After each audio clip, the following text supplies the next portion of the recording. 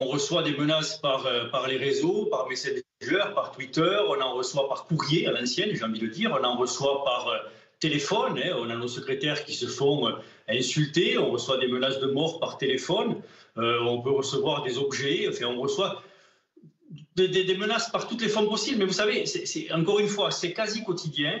Ce sont des menaces ciblées, des menaces de mort, des promesses de mort. Et puis vous avez des blogs comme ça qui relaient des articles dans lesquels en permanence on vous parle de Nuremberg 2. Vous l'en jouez sur le procès de Nuremberg, vous savez, où on a exécuté des médecins nazis, là, en disant qu'il faut donc exécuter les médecins après un procès sommaire qui serait un Nuremberg 2. Et vous avez des gens qui prennent ça au pied de la lettre et qui donc vous écrivent en vous disant « mais on va te retrouver, après la crise, on te jugera et on te pendra ». Voilà le type de choses qu'on reçoit. Alors, ce qui nous inquiète très fortement, c'est le passage à l'acte. Vous savez, la violence, elle se fait en plusieurs étapes. La première étape, c'est ce qu'on a vécu, c'est recevoir des messages anonymes.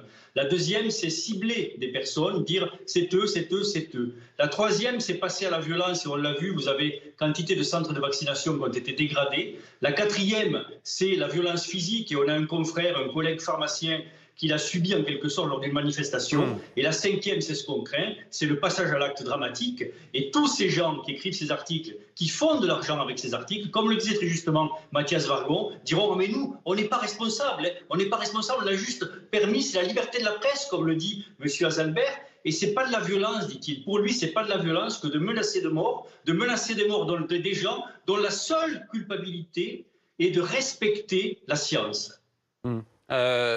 Docteur, on le sait, vous intervenez régulièrement ici sur BFM, sur RMC également. Est-ce que ces menaces vous font réfléchir, vous ont fait réfléchir ces derniers temps, vous dites, bon, bah, je vais arrêter de m'exposer comme ça, je vais arrêter par exemple de défendre la vaccination, ce genre de choses? Non, non, Maxime Souetel, certainement pas.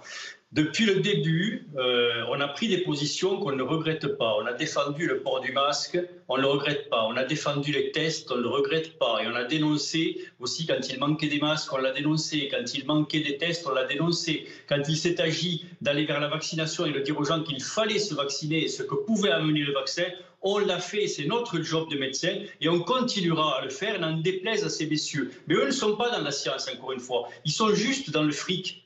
Ils sont juste dans le fric, c'est des profiteurs de crise. Ça a toujours existé, il y a toujours eu du marché noir, des choses comme ça. Sauf que là, ça prend une tournure qui est une tournure dangereuse, qui est celle de jeter en pâture des médecins pour qu'ils soient au final menacés de mort. On est obligé aujourd'hui de prendre des protections policières. Je ne sais pas si vous imaginez des gens dont le boulot est de porter une blouse blanche, de soigner des gens qui sont obligés d'avoir des protections policières. C'est complètement fou. Tout ça, on l'exprimera lors d'une conférence de presse le 7 septembre et on va donner des exemples et vous verrez combien c'est prégnant à la fois sur les réseaux et partout.